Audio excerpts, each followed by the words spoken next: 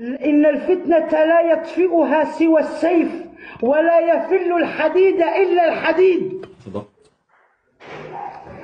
يا سيدي،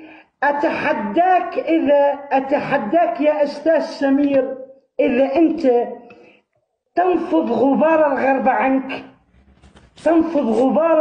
عنك وتلبس العباءة الإسلامية التي كان لابسها أباك وجدك، والله لتكونن خير من في هذه الأرض.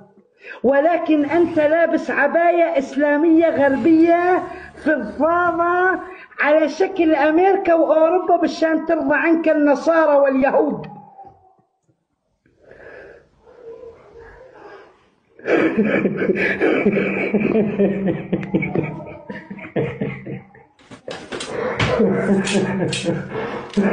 وماذا بعد يا أخ إسلام؟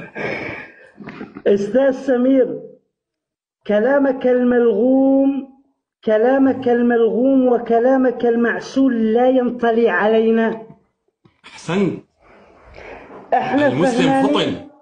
احنا فهمانين عليك وعرفانين ايش بي عندك، ها خيو مآرب وكلامك كله ملغوم.